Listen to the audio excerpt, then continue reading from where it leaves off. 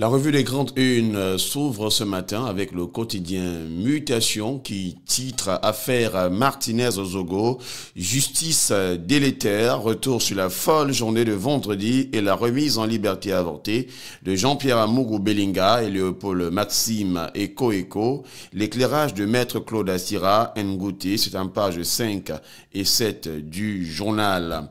Dans ce journal, on peut également parler tout simplement de l'hommage fait donc par Charles Ndongo à Mono Ndjana. Passons du côté du quotidien Émergence qui titre ce matin Maxime Eko touche la même information. Amougou Belinga, l'affaire de la vraie fausse levée d'écrou.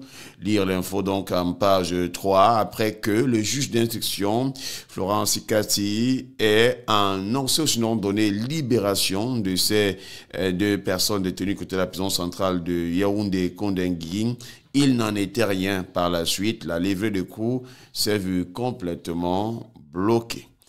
La nouvelle nous dit ce matin, toujours sur l'affaire Amougou Belinga, libération d'Amougou Belinga, le film du coup de force manquée, en page 2 et en page 3, selon certaines indiscrétions, l'on était en train de vouloir, l'on se disait que c'est bien sûr le directeur du cabinet civil qui aurait été derrière la manœuvre de libération, selon bien sûr le journal La Nouvelle qui rapporte les faits, mais ce dernier a prêté allégeance au chef de l'État en lui rassurant qu'il n'était pas derrière, ce sont des officines qui veulent tout simplement nuire à son image et à celle du Cameroun.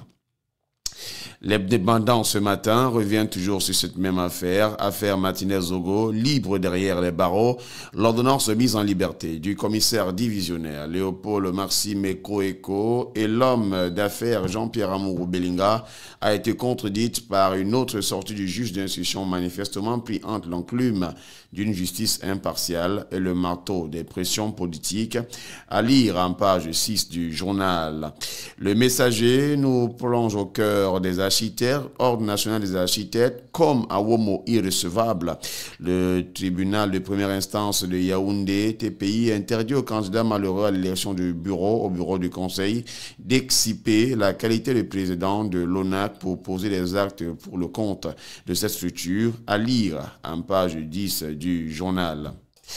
Intéressons-nous à l'œil du Sahel qui titre donc Joshua aussi Nambangui, le SDF est présent partout dans le Grand Nord. Déclaration faite donc par le chairman, le nouveau du Social Democratic Front. À lire en page 7. Cameroun Tribune, ce matin, nous parle des forces enveloppes budgétaires, le grand oral. Les membres du gouvernement défilent devant la commission des finances et du budget de l'Assemblée nationale depuis vendredi dernier à l'effet de présenter et de défendre leur feuille de route pour l'année 2024 et les ressources nécessaires.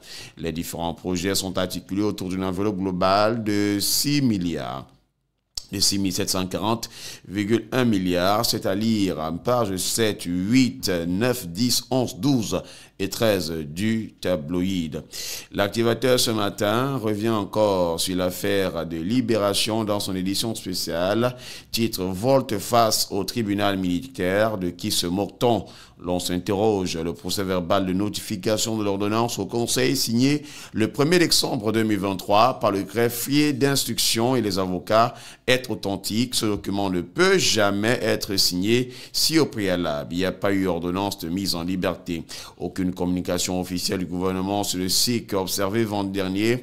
Aucune enquête annoncée pour faux et usage de faux en écriture publique. Apprenons à être sérieux. Voilà qui est dit et c'est retrouvé en page 3 du journal. Toujours au sujet de cette même affaire, West Eco titre Vraie fausse libération d'Amougou Belinga et Eko, Maître Calvin Job et Maître Charles Chungan se déchirent au sujet de la dernière évolution de l'affaire Martinez-Ozogo. Voilà donc la grande une que nous propose le journal de Jean-Michel Éclador Pécois ce matin. La Voix du Centre nous parle du barrage de Nartiga. Le premier groupe de production est prêt Un pas de plus encore a été fait vers la fin des travaux sur le barrage hydroélectrique de Natigal. Le ministre de l'Eau et de l'Énergie, Gaston Elundou Essomba, a eu à en juger par lui-même vendredi dernier au cours d'une visite de chantier visant à évaluer l'état d'avancement du projet à lire. En page 2. Le Pélican est en cours ce matin, revient tout cette même information d'énergie, barrage hydroélectrique de Natigal, le premier groupe de production est prêt. Voilà bien sûr l'information que nous propose le journal ce matin qui fait savoir que c'était bien sûr en présence du ministre de l'Eau et l'énergie qui allons effectuer des aménagements de ce barrage. Cette visite s'inscrit dans le cadre d'évaluation de l'état d'avancement du projet. Le MINE a pu apprécier toutes les évolutions sur le chantier depuis son dernier passage le 21 novembre dernier qui lui a permis de constater la fin du montage de 7 conduites forcées et le 21 novembre donc le démarrage des essais de mise sous tension la ligne d'évacuation de l'énergie le 29 novembre et donc les premiers résultats sont concluants. Le remplissage définitif du canal d'amener le 30 novembre, l'effectivité des essais des composantes et aux auxiliaires du groupe numéro 1. À date, le projet affiche un taux de réalisation de 91%. Eco-News, toujours sur l'électricité, barrage hydroélectrique de Natigal, avancée majeure sur le chantier lors de sa visite sur le site de construction vendredi dernier. Le ministre de l'Eau et de l'Énergie, Gaston Elundou Essomba, a observé que les travaux ont progressé jusqu'à 92%. Il a estimé le besoin de garantie quant à l'inspection des premiers 60 MW dans le réseau interconnecté sud d'ici la fin du mois de décembre. De plus, il constate que toutes les fissures du canal d'Amené ont été intégralement réparées. À lire en page 4. Éco-santé, au cœur donc de l'élection à l'Ordre national des médecins du Cameroun, le professeur Noël Essomba en campagne dans les régions, voilà le titre donc du journal ce matin.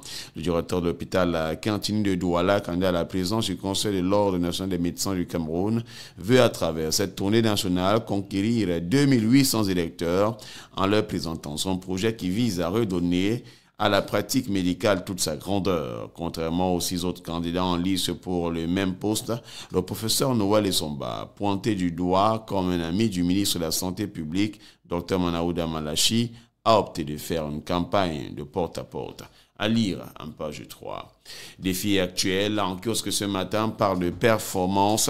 Les chiffres d'affaires des assurances atteignent 253 milliards de francs CFA en 2022. Thierry Kipenden a été reconduit à la tête de l'association des sociétés d'assurance du Cameroun, ASAC, dans un contexte de croissance soutenue du secteur, plus 8% en 2021 et plus 10% en 2022. Direct Info est en kiosque ce matin et titre programme CT2 Capitale Régionale, 30 milliards pour moderniser Bamenda. Malgré le contexte sécuritaire particulièrement difficile, la France, à travers l'Agence française de développement AFD, a décidé d'investir 30 milliards de francs CFA pour changer la physionomie de la ville de Bamenda. L'avenir, barrage hydroélectrique de Natigal, font les travaux d'installation du premier groupe de production.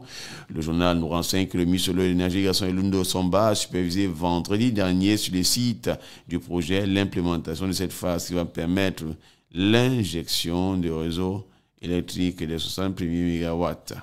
Voilà donc ce que l'on peut retenir dans ce journal. Prospective nouvelle nous parle de la visite de travail. Nous sommes en diplomatie et d'amitié au Cameroun, au Lingingema, Yaoundé, le 6 décembre. Selon une note d'information du haut-commissaire du Gabon au Cameroun, Paul Patrick Bifo, rendu public le 2 décembre 2023, le président de la transition, président de la République, chef de l'État, le général Brice Clotaire, au Lingingema, effectuera une visite de travail et d'amitié le mercredi 6 décembre 2023 à Yaoundé au Cameroun. Enfin, il rencontrera le président Paul Biya en tête-à-tête au Palais de l'Unité avant de rencontrer la communauté gabonaise dans l'après-midi à l'hôtel Hilton, au centre des échanges du sommet, des sujets d'intérêt communs entre le Cameroun et le Gabon. Nouvel Horizon ce matin, titre donc transrégional camerounaise, le premier coup de pédale, l'acte 12. le kick-off de la 12e édition de la compétition de vélo organisée par la Fédération nationale des pratiquants de vélo de l'Afrique centrale est donné ce 4 décembre à Yaoundé au Palais des Congrès. Ces étapes seront soumises aux coureurs venant de plusieurs pays africains.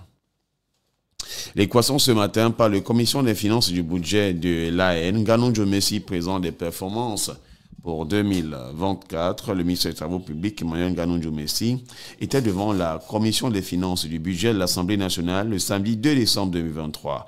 À cet effet, le membre du gouvernement a exposé sur les 4 axes majeurs des politiques à la construction et de la réhabilitation et des infrastructures routières. L'on peut à cet effet retenir l'exécution des projets routiers et les autres considérations. Intéressons-nous à Éco Matin qui titre ce matin, interview exclusive, Vincent Leroux, il n'y a aucun péril sur le barrage de Nachtigal et aucune inquiétude à se faire. Grave fissure verticale et horizontale sur les joints de plots et corps de suture, fuite et infiltration d'eau sur les dites failles, dégradation des bétons, fragilisation de la paroi par les fuites d'eau sont autant d'observations faites par l'ARCEL. Dans un rapport sur le suivi de la construction du barrage de Nachtigal, la révélation de ce rapport par Éco Matin a fait couler beaucoup d'encre et de salive. Dans cette interview, le directeur général de NPC, l'entreprise qui pilote le projet, dresse un état de lieu de l'ouvrage et bien sûr c'est en page 5. Ambition ce matin parle de Martin Barganguele, le policier modèle. Depuis son arrivée à la tête de la délégation générale à la Sûreté nationale, les GSN, la police camerounaise se porte à merveille. Sur le terrain, ces hommes enregistrent des résultats satisfaisants, tendant ainsi le coup à la criminalité et au grand banditisme. Martin Barganguele, le délégué général à la Sûreté nationale, programmé pour redonner ses lettres de noblesse à la police camerounaise, ne mélange aucun effort en matière de rigueur, d'abnégation dans le travail, à la discipline, l'intégrité, le professionnalisme et le mérite, un véritable policier modèle. Le dossier spécial en page 3.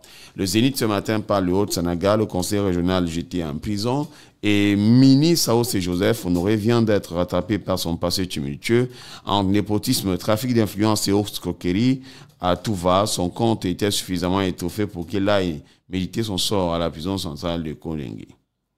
Flèche d'Afrique ce matin revient encore sur le barrage hydroélectrique de Nachtigal. Fin des travaux d'installation, premier groupe de production. Gaston Elundu et Somba réalisent les 91% des travaux.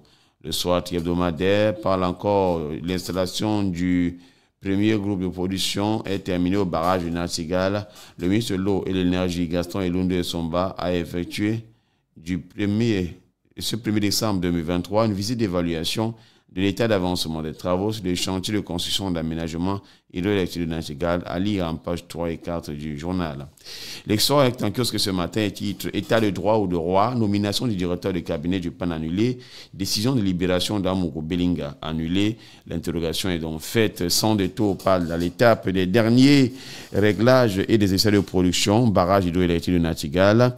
Taux de réalisation 92% en visite de travail donc sur le chantier de construction de l'aménagement hydroélectrique de Nachtigal le 1er décembre dernier.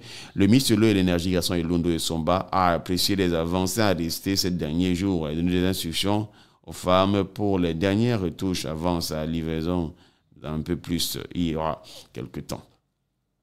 Intéressons-nous encore au journal Hebdo Méomé Salah qui titre Panafricanisme. Paul Biya active le Fonds monétaire africain.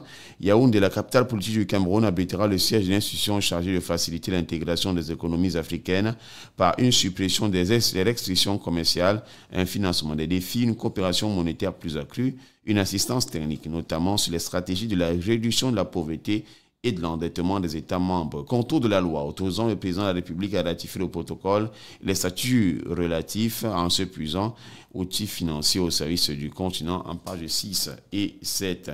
Génération libre, titre barrage hydroélectrique de Nachtigal, installation achevée du premier groupe de production de l'énergie. Le ministre de l'Eau et de l'Énergie, Gaston Elundu et Somba, a effectué le 1er décembre dernier en Dokoa une visite de travail sur le chantier de Nachtigal à effet d'apprécier l'état d'avancement des routes, c'est-à-dire en page 4 et 5. Et puis l'autre journal qui nous intéresse, c'est Ligne d'horizon, Hubert Mounondjana, le philosophe et la politique. Nous révisitons la pensée et l'action de celui dont la disparition nous replonge par sa vie et ses idées au cœur de la question du rôle des intellectuels et des paramètres qui ont contraint le déploiement chez nous. Forum libre en kiosque ce matin parle encore du construction du barrage hydroélectrique de Nachtigal. Déjà à 92% du taux d'exécution des travaux. Voilà ce qui peut être sorti à la suite donc de cette visite d'évaluation et d'aménagement effectuée par le ministre de l'eau et de l'énergie, c'est-à-dire de la page 8 à la page 12. Le jour, affaire Martinez Zogo, titre-t-il, liberté provisoire à problème pour Eko et Amogo Belinga, les faits. Leurs conséquences par Maître Claude Assira Ngoté, à lire en page 8 et 9 du journal. Intégration est en kiosque ce matin et titre Paris gagnant-gagnant pour la CEMAC. Plus de 6 000 milliards de francs CFA déjà engagés dans les coulisses de la table ronde de la capitale française sur le financement des projets intégrateurs de deuxième génération.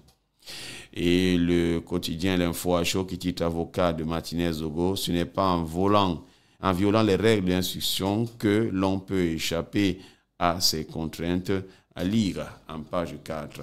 Et puis nous terminons avec le journal Le Quotidien qui titre donc barrage hydroélectrique de Nachtigal, les travaux réalisés à 92%. Voilà, amis télé auditeurs, mesdames et messieurs.